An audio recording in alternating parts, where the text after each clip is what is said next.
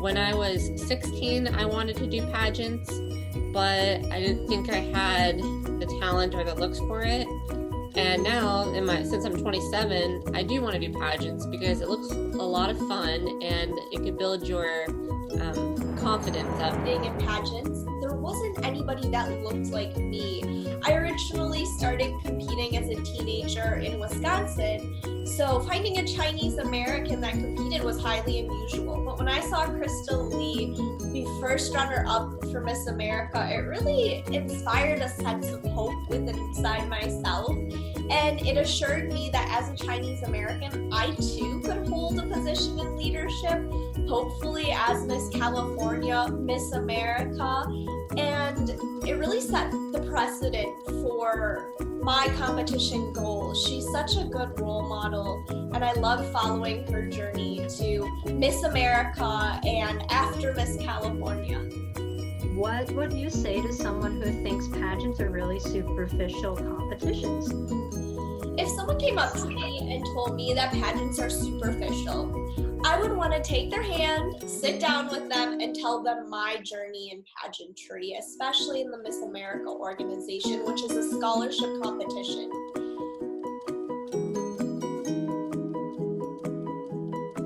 One misconception about pageants is that they are focused solely on outer beauty. And though pageants do celebrate things like physical fitness and healthy eating habits, pageants are also about community service, and about the performing arts and friendship. So cultural pageants are especially interesting because they have such a colorful history. Miss Chinatown USA was first formed because Chinese women weren't allowed to compete in Miss America. And in a culture that's traditionally been patriarchal, where men often assume leadership and power, whether that's in the family or in the government or in the community in general, I'm really thankful that such a program exists for Chinese women who would otherwise not have such opportunities. I see it as a Chinese community gathering to invest in young Chinese women, which I'm immensely grateful for. What makes cultural pageants so different is the focus on history and culture. The pageant is a 2-week commitment, and a lot of that time is spent visiting family associations and village associations in Chinatown. And I love this part because it's fascinating being able to meet the elders and enter these buildings and see all the photos and artifacts from years past, like in the late 1800s when Chinese people first immigrated to San Francisco. It's a bit of a time capsule of such a monumental time in Chinese American history when Chinese people were discriminated against for being Chinese. Are all pageants beauty pageant? It kind of makes me think of the movie Miss Congeniality, where you see Sandra Bullock say, "It's not a beauty pageant, it's a scholarship competition." And as funny and comedic as that bit is, it's actually pretty true. For example, Miss America is one of the largest scholarship providers for women in our nation. And there's so much more to pageants than just being a pretty face. These women are intelligent. Our current Miss America, she is a scientist. That was her talent for her competition. And also, again, like interview, and also our social impact initiatives are a huge part of being a title holder. A lot of times on TV, we see shows like, say, Toddlers and Tiaras, where it's just about the glitz and the glam. And it kind of takes away the substance behind the women who are involved in pageants. And a big part of pageants is, 1, having interviews, 2, having a social impact initiative, at least for the Miss America organization. So these women who are competing are doing fantastic things in the world, and sometimes that gets missed by these misconceptions.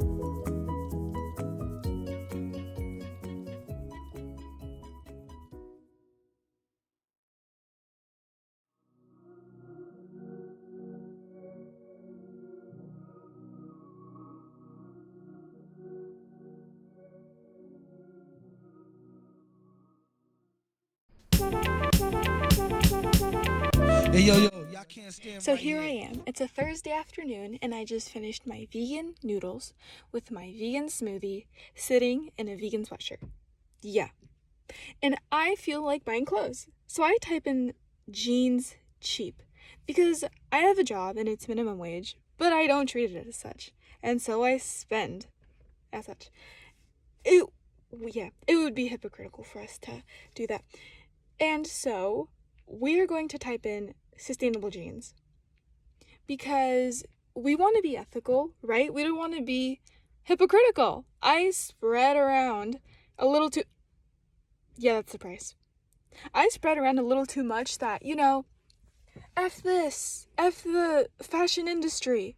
They're so unethical. They pay their workers basically nothing. And I'm confused because if buying sustainable is ethical, then why can't I afford it? Why is it not possible for someone like me to buy sustainable? I feel like I should be. Does that make sense? I feel like I should be. And again, I'm confused because I want to buy, maybe some green Nikes. I've always wanted some green Nikes. And I've also been watching a lot of Euphoria. And Rue's sweater, I want it. I can't tell you why. And I feel like it should be around $15, to be honest. And A24 out here sold it for $8,000. Why is that relevant? Because they can do that. And this goes back to my point of how is that ethical? It's not. You're buying a product because of the hype. For the amount of cash that you are willing to spend.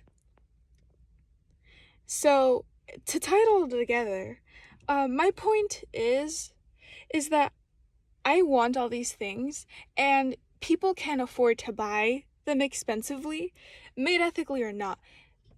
And for someone who is not privileged financially like that, they don't have a choice. They cannot buy ethical. So, it should be right. And you can look at Amazon, and they offer extremely cheap prices. And here's me being very confused on what to do. Do I go for the cheaper price? Or do I be ethical and buy the more expensive product? I truly don't know. I don't know. I'm so lost. And there is a lot of information about the fashion industry. And the way that society tends to play it out is that the blame goes on the people. If you're not vegan, you're contributing X, Y, and Z. If you eat meat, you contribute to the CO2 emissions. And the shift here should be blamed on not me, but corporations, people who have power. And I eventually give in because I can't afford to buy sustainable. No one can. I don't know anyone who could buy sustainable, really. And this sweater does make me happy. But at the expenses of who? And how did it get into my hands? Hey, yo, y'all can't stand right here. In his right hand was your man's worst nightmare. Loud enough to burst his right eardrum close range. The game is not only dangerous, but it's most strange. I sell rhymes like dimes. The one who mostly keep cash but brag about the broker times.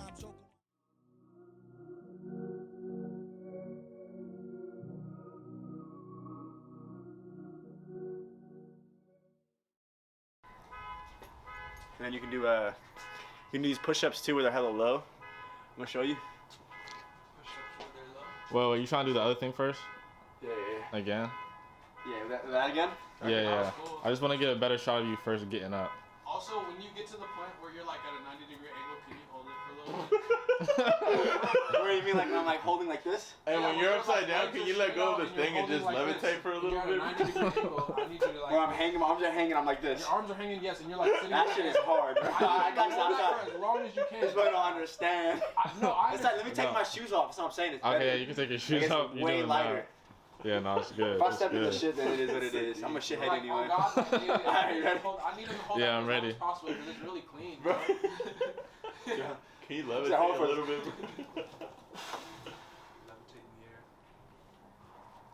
This part's pretty hard. Right there.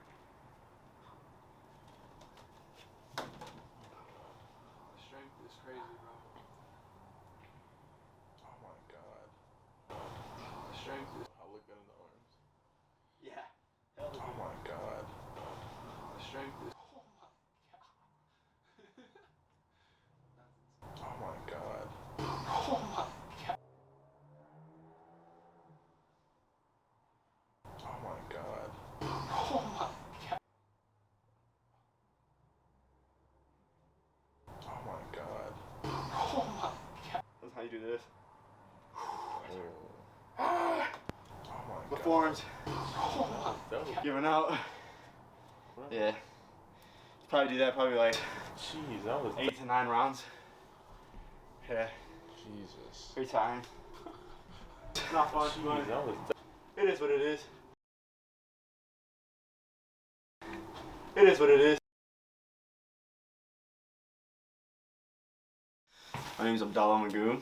Call me Adu. No, all my homies call me Adu, but I'm from Oakland, California, East Oakland, California, 98th and D Street to be specific. I like to title myself as a swimmer, I guess supposedly, but I think I'm more than that, than just a swimmer. But what I do for a living, of course, is swim. Started swimming when I was about 4. It was at Castlemont High School. My dad, I remember I was so scared to get in the water. I remember my biggest fear, I hated swimming. Like everything about it. Like I remember hated baths, like it was just weird. Like I just didn't really like the water. And I remember my dad just looks at me and just picks me up and throws me in the water. He goes, I just didn't really like the water. I was about 3 feet water. I was 4 feet tall, of course, so I could stand, but it was definitely that was the reason why I started swimming. I mean, it was a special moment because it helped me overcome my biggest fear. When you were growing up, did your family ever talk to you about mental health? Did you even know what that was as a kid? No. Nope. My freshman year of college, it was like my sophomore year of college, actually my second year of college, I had torn my Achilles tendon, and I remember just like everything just hitting me then. I had lost 5 different scholarships to 5 different schools. They were all Division I. I lost 3 Division II scholarships. I remember being in my room just not wanting to do shit. I didn't want to eat. I didn't even want to fucking sleep. I just didn't want to do anything. I wanted to die. Like, it was just like, what the fuck is this? And I remember just feeling like that for a very long time. So I felt like it's been like that my whole entire life. Like I just finally like realized it, you know? How has swimming sort of helped you get out of that? And even if it's not swimming, what type of things have helped you to get out of that mental funk? I'd say swimming has definitely been like that #1 thing for me. There's just something about it. Like when I get in that water, it's just me. It's just me. That #1 thing. It's just the waves around me. I don't have to hear the voices of everyone else around me. I don't have to worry about what I'm gonna do when I get home. I don't have to worry about what I'm gonna do when I wake up the next morning. If I'm gonna everyone else around me, I don't have to worry about what I'm gonna do in that moment. I worry about what I'm gonna. I'm here when I wake up. Water. If I'm gonna do what I can. And it's just it's so beautiful. Like just hearing the waves around you when you're swimming. It's like about when nothing else matters. When I wake up, literally like if I'm in the water, I'm gonna do what I can. Anything. Like when I get in the water, like when I wake up the next morning, if I go as hard as I possibly can every single day, just to see how far I can go. And it's crazy because with everything in life, like outside of swimming, just to see how it was never that important. Like I didn't really care about like school and be like, oh, I want to see how far I can go in math class. Like it's not interesting. I want to see how far I can go in English class. Like no, I don't really care. I want to see how far I can go in history class. Like, dude, I don't give a fuck about World War II. Like, sorry, but like, I don't. Like, you know, it's like, this was the only thing that I had for me. You know, this was literally the only thing I had. That's the only thing, you know, that's like where I can put everything in and just be like, all right. Like, it's the thing about me in swimming is just like, if you're like next to me or something, it's like, you're gonna stop, bro, or I'm gonna fucking die. Like, it's either gonna go that way, you know, it's like, I don't know, I love it, man. I love it. It's something special and something very unique about it. I just think that like a lot of us are just so all over the place, you know? It's like we gotta focus on a thing, something that we love, something that's like, and if you can't find something that you love, you know, find something that's meaningful to you. That's what I think is very important, is find something that's meaningful. Everything is art. Everything you do is art. I mean, think about it, filming is art. Art doesn't gotta be pictures, it doesn't gotta be whatever, it doesn't gotta be a statue. It's something that you do that is so beautiful that no one else can do. Yeah, that's art. And it's like, this is mine, and I can do this in this way better than you can. You know?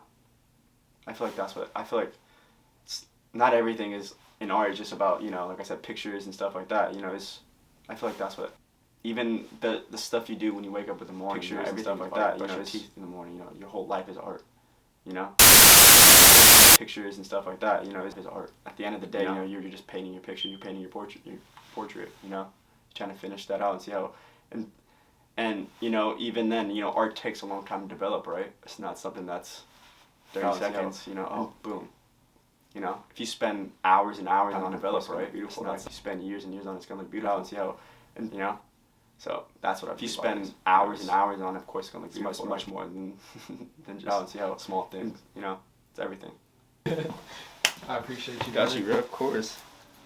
That was cool. That's all, folks. You know, it's everything.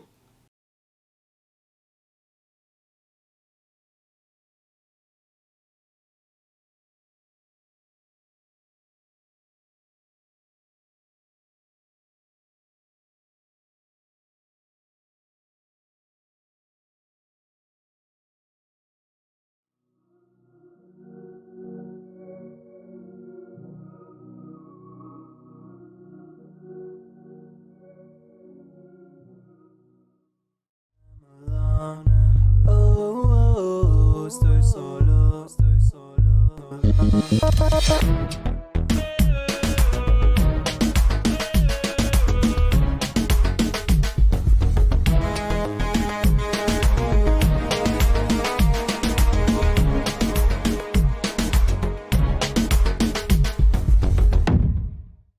Hola, mi nombre es Carla Alejandría Ruiz Esparza Núñez. Yo también soy coordinadora y fundadora del colectivo para artistas zacatecanos y de difusión cultural Talent Was. Ya tenemos un año trabajando en esto. Yo más que nada pues me dedico, es una organización sin fines de lucro. Yo me dedico a, ahora sí que, ayudarles a los artistas a encontrar medios para que expongan su arte, para que se den a conocer. También soy coreógrafa de ritmos urbanos.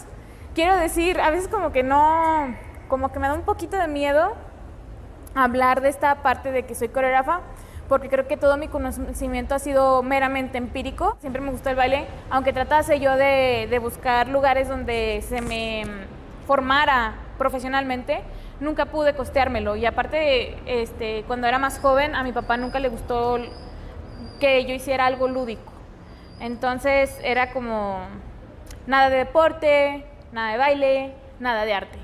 Y eso para mí era como que me reprimía bastante, y de hecho creo que por eso se generaron muchos problemas de inseguridad por parte mía, al ver que no había esa aceptación ni apoyo por parte de mi familia, hasta que empecé a bailar hace aproximadamente unos 8 años, y de hecho es muy jocosa e interesante esta historia, porque yo empecé bailando K-pop. Entonces mi papá era desde que no me gusta que hagas esto, no me gusta que hagas lo otro, pero yo siempre sentí que el baile iba a ser algo muy importante para mí, y por eso no lo dejé como otros proyectos que dejé cuando estaba más pequeña. Para este tiempo, más o menos al siguiente año, fallece mi hermano, y fue como que algo muy difícil para mí, porque pues nada más nos llevamos 9 meses de diferencia y éramos muy apegados. Él siempre me apoyó mucho con lo del baile, siempre me apoyó mucho como persona, de que expláyate, no quieras ser como las demás personas porque tú no eres como las demás personas, no te agüites si te hacen bullying en la escuela, tipo cosas así.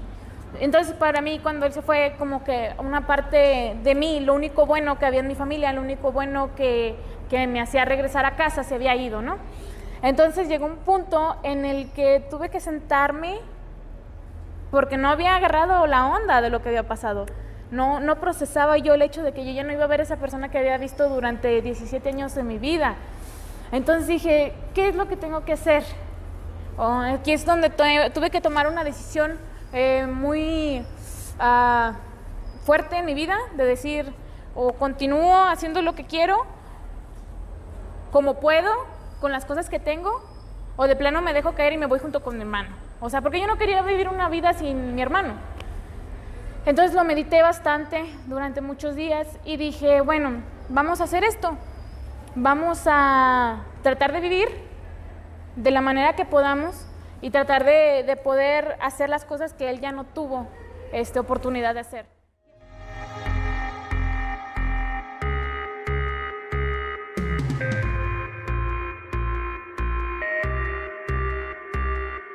Tu tiempo se acabó. Tu tiempo se acabó. Mi calma se agotó, el fuego se apagó, no me busques ya. Un fantasma soy, mi cuerpo ya no siente nada. Mi calma se agotó, el fuego se apagó, no me busques ya. Un fantasma soy, mi cuerpo ya no siente nada. Y el baile para mí fue como un canal para resolver los problemas que yo traía internamente. Cuando yo bailo y ustedes me ven, yo les estoy mostrando la mejor cara de mí. Les estoy mostrando lo que yo quiero que ustedes vean de mí. Lo que para ustedes ven en 3 minutos, para mí significa una historia. Para mí significa una experiencia totalmente diferente que me llena. Es alguna actividad que me llena como persona, que me enorgullece. Y cada vez que me pongo en el escenario y bailo, es como si todo el mundo se fuera, se apagara. No hay miedo porque solamente siento que estoy yo, sola, en el mundo. Cuando bailas no hay hambre, cuando bailas no hay pobreza, cuando bailas no hay preocupaciones, no hay nada más que tú y el tiempo y la música, es todo lo que importa. Entonces creo que esa es la razón por la que seguí bailando y por la que sigo bailando, porque me ayuda a lidiar muchísimo con mis problemas. Y no solamente eso, creo que el baile me ha abierto muchísimas puertas que yo nunca creí que lo iba a hacer. He conocido personas increíbles gracias a ellos y no pienso dejar de bailar en un tiempo. No es como que yo diga, ay, como que ya llegué a cierto límite con esto. No, yo pienso seguir bailando durante mucho tiempo y me ha ayudado también mucho a conocerme como mujer, a aceptar que la feminidad está bien, que la sensualidad está bien, que sin importar a veces como el concepto que tenga la sociedad de que si te vistes de esta manera o bailas de esta manera, eres una persona fácil. Esto son solamente concepciones mal creadas, sin agredir a terceros, sin nada. Yo por eso me he concentrado muchísimo en esta parte de apoyar a los demás, porque yo algún día quiero ser la persona que a mí me hubiera gustado tener cuando estaba pequeña, que a mí me hubiera gustado tener cuando quería hacer las cosas bien. Quiero ser esa persona que te motiva. A mí ahorita lo único que me preocupa es seguir apoyando a los demás y crear una comunidad unida para todos. Y mucha gente me dice, eres muy optimista, eres muy irreal. Y la verdad es que a mí la realidad me ha golpeado mucho durante mucho tiempo. Y sé que si me sigo concentrando en lo que es real, no habría necesidad de seguir viviendo.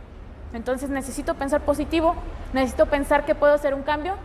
Y al menos si me muero me voy a morir así, pensando bien, pensando tranquila. Entonces yo agradezco muchísimo al baile porque el baile y mi hermano me rescataron del abismo y a pesar de que mi hermano no esté aquí, me enseñó a vivir, me enseñó el verdadero significado de la vida. Y el baile me ha ayudado a transmitir esa motivación hacia los demás. Así que muchísimas gracias por todo.